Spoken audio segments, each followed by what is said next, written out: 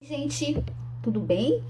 Hoje resolvi fazer esse vídeo bem simples aqui, tô trabalhando e resolvi falar um pouquinho com você sobre o evento que vai acontecer o dia 16 de agosto aqui no Instituto Federal Catarinense, no campus de Concórdia. E esse evento está sendo divulgado no Facebook, eu estou deixando no público para que todo mundo, né, tenha acesso, a gente está fazendo essa divulgação. E eu gostaria de falar um pouquinho sobre o que a gente vai falar na primeira palestra de abertura, que vamos falar eu, professora Nadine, nossa colega Maria do Socorro. A gente vai falar um pouquinho sobre a palestra, vai ser sobre uma reflexão, né? Sim, vamos falar sobre pretitudes, é o nome da nossa palestra, da nossa fala, e sobre colorismo, cotas e igualdade racial. E eu tenho dado, nessa semana começou as aulas, eu tenho ido nas salas, na minha turma, eu já estou divulgando, e eu vejo assim, no pessoal do ensino médio, principalmente, né, eles têm assim, a galerinha tem aquela curiosidade quando eu falo da palestra, mas o que é colorismo? E o que é, né, porque se fala de racismo e igualdade racial, o pessoal já está mais acostumado com essa temática, mas fala sobre colorismo, aí o pessoal tem um pouquinho dessa dúvida, e eles me perguntam, eu falei, gente, eu não vou dar a minha palestra aqui, mas eu vou divulgar para o pessoal entender um pouquinho mais do que a gente vai falar. Bom, quando a gente fala sobre o termo, por exemplo, colorismo, que a gente vai estar falando melhor na palestra, eu estou falando sobre um termo que foi criado em 1982 nos Estados Unidos por Alice Walker, tá? Quando ela começa ali a se trabalhar assim, a pigmentocracia, que é a questão de ter, da raça negra, ter várias cores, né? Nós temos, então, pessoas negras retintas, negras não retintas, ou se você quiser denominar negros da pele escura e negros da pele clara, tá? Aí, porque, tipo, por exemplo, uma vez, quando eu comecei a falar, um aluno meu disse assim, mas a professora não é preta, né? A professora Lisama não é negra. Eu falei, sim, eu sou negra não retinta, eu sou negra da pele clara. Né? E aí a gente começa, então, às vezes, na sala de aula, né, eles começam a perguntar e a gente fala um pouquinho sobre isso. E dentro dessa questão do colorismo, né, que existem os negros da pele escura até os negros da pele clara, existem vários tons de pele de negro. A gente tem que entender que dentro dentro do IBGE, os pardos, os morenos, os moreninhos, os queimadinhos de sol, como o pessoal às vezes costuma dizer, essas pessoas, elas entram dentro da classificação de negros. Ó, eu tenho uma coisa para dizer para você, que é pardo, que é moreninho, você é negro. Por quê? Porque pardo não é raça, moreninho não é raça, tá? Raça alemão, italiano, japonês e negro, né? E assim por diante. Dentro da nossa classificação do IBGE, se você se considera pardo, se considera moreno, você entra na classificação da raça negra. Então eu tenho essa notícia para dizer aí para você que se diz que eu não sou negro, não, eu sou moreninha, eu não sou negrinha não, né? Então assim, é importante a gente entender que essa questão do colorismo privilegia e desprivilegia até o próprio negro. Então, por exemplo, eu sei que eu sou mais privilegiada porque eu sou uma negra de pele clara. Tá? Eu tô com o cabelo preso agora, vocês não conseguem ver, mas quem me conhece sabe. E o meu cabelo também não é tão crespo. Então, o que pode acontecer? Eu tenho mais privilégios dentro da sociedade. Numa vaga de emprego, eu teria mais privilégio, né? Por exemplo, de repente, num lugar onde tivesse que expor a questão da raça, ou expor um produto, ou algo desse sentido, do que uma pessoa, talvez, do que uma menina negra da pele escura com o cabelo 4C.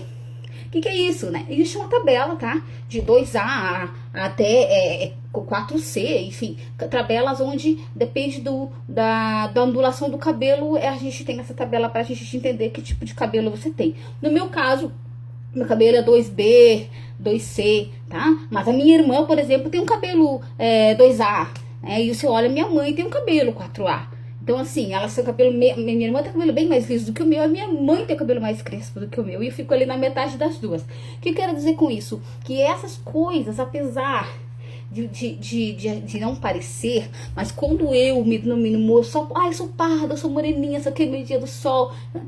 Esses termos, nós pardos, nós morenos, nós precisamos entender uma coisa, que isso só mascara e maquia a questão do racismo e dos privilégios que nós temos na sociedade. Então, por exemplo, teve gente que me perguntou um dia assim, ai, será que eles amam lá? Eu tenho colocado umas coisas sobre negros, né? Boto bastante coisa pra questão da militância, a questão do que eu tenho tratado isso também dentro do Instituto Federal, e é o que eu tenho trabalhado dentro da disciplina de educação inclusiva, que não deixa de ser um dos conceitos.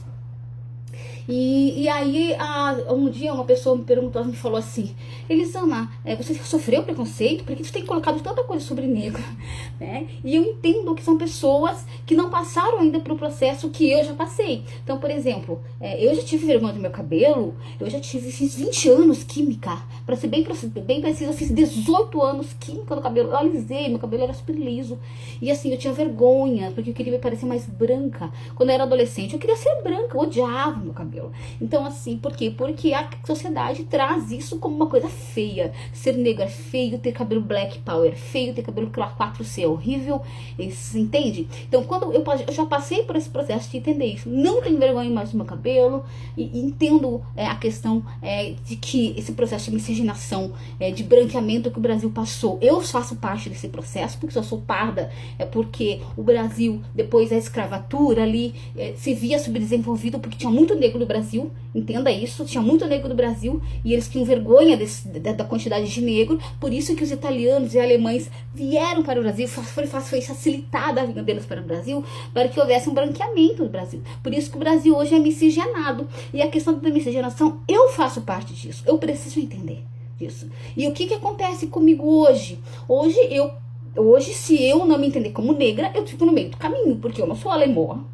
E apesar do meu bisa ser italiano, ter vindo da Itália com 8 anos de idade, aqui se casou com brasileiros e minha família é miscigenada, apesar da miscigenação, eu não sou italiana.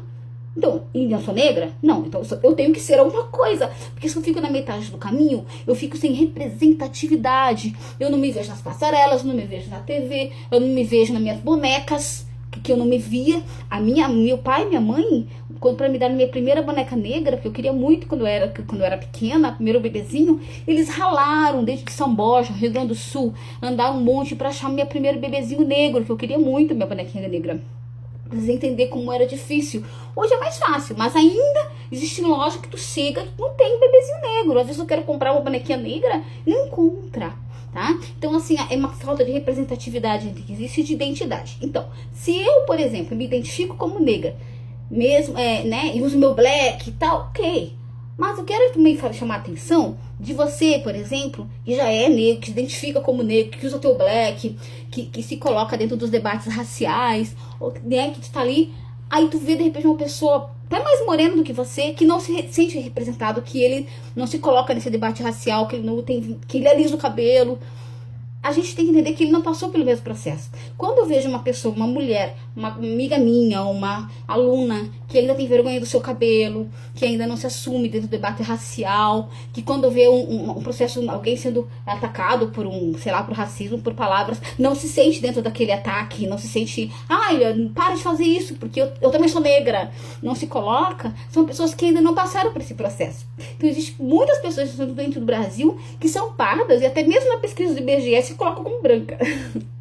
Então, essas coisas a gente precisa debater dentro da escola, a gente precisa debater sim dentro das nossas palestras, dentro das nossas falas, para as pessoas brancas entenderem que existe um colorismo negro, né? Que eu, por exemplo, sou uma negra de pele clara, já passei pelo processo desse entendimento, tá? De entender que eu tenho essa raça, que eu tenho uma identidade, que eu tenho uma representatividade, que eu sei para onde eu vou. E tem muitas pessoas, até mesmo dentro da minha própria família, que não, apesar de saber que teve o seu, né, meu avô era negro, né, meu avô materno era negro, já meu avô paterno já era italiano e assim por diante, mas dentro da minha própria família, que tinha um avô negro, que seus pais são negros, falam, a gente é negro e tal, mas não se entende como negro e não se coloca no debate racial. Então, mas são pessoas que ainda não passaram por esse processo.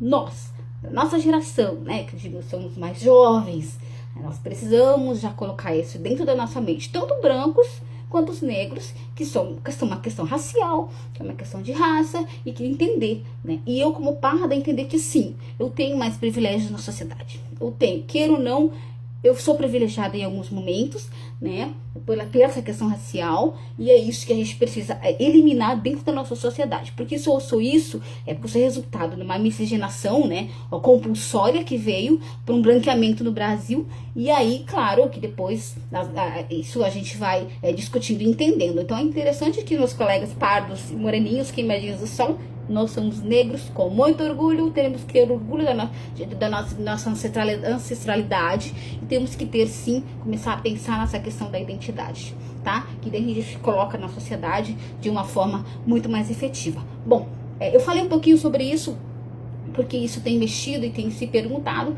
mas a gente vai falar um pouco mais, né, sobre as cotas, sobre a questão dessa igualdade racial dentro do Instituto Federal. Dia 16 de agosto, eu gostaria de ver você aqui no campus de Concórdia, toda a região, para a gente discutir um pouquinho sobre esse assunto.